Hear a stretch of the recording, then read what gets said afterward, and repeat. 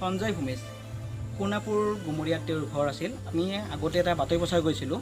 তেওঁ সোঁ ভৰিত আঘাত পাইছিল খেলিব যাওঁতে, কিন্তু তেওঁৰ এতিয়া চৰকাৰে অলপ চকু মেলি চাইছে। তেওঁক চৰকাৰৰ ফালৰ পৰা 2,50,000 টকা তেওঁক সহায় কৰিছে, চেক প্ৰদান কৰিছে। তেওঁ অহাকালিলৈ মুম্বাইলৈ ৰাওনা হ'ব। আহক আমি সঞ্জয় ভূমেশৰ পৰা জানিব চেষ্টা কৰিম তেওঁক কোনে কিমান সহায় কৰিলে। আহক আমি তেওঁৰ মুখেৰে জানিব চেষ্টা কৰোঁ। তুমি অহাকালিলৈ মুম্বাইলৈ ৰাওনা হ'বা চিকিৎসাৰ বাবে।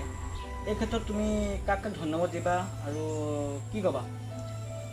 নমস্কাৰ, মোৰ নাম শ্ৰী সঞ্জয় ভূমেশ। মই গোটেই অসমবাসীলৈ ধন্যবাদ জ্ঞাপন কৰিছোঁ আৰু লগতে চৰকাৰ সকলোকে ধন্যবাদ জ্ঞাপন কৰিছোঁ। তুমি যি হস্পিটেলতে ঘৰতে আছিলা, তোমাক কোনে কোনে খবৰ ল'ব আহিছিল, কোনে সহায় কৰিছে, অলপ জনাই দিয়া।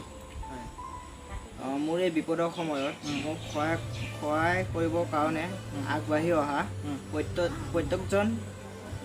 প্ৰত্যেকজনক মই ধন্যবাদ জ্ঞাপন কৰিছোঁ।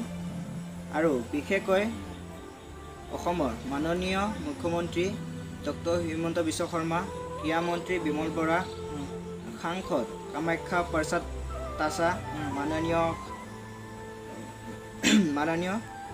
সাংসদ কুইন ওজা বাইদেউ আৰু 52 নং দিছপুৰ সমষ্টিৰ বিধায়ক অতুল বৰা ডাঙৰীয়া আৰু অসমৰ চাহ জনজাতিৰ ছাত্ৰ সন্থাৰ সভাপতি ধীৰাজ গোৱালা ডাঙৰীয়াক মই ধন্যবাদ জ্ঞাপন কৰিছোঁ।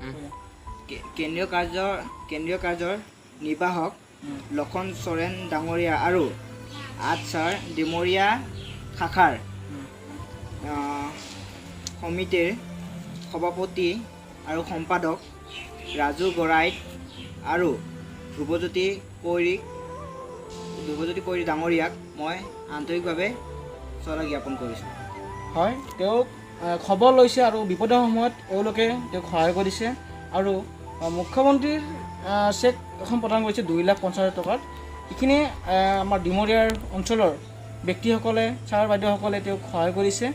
আমি তেওঁলোকক ধন্যবাদ জনাইছোঁ। বিপদৰ সময়ত যে এনেকুৱা প্ৰতিভাৱান খেলুৱৈ এজনক তেওঁলোকে সহায় কৰিছে।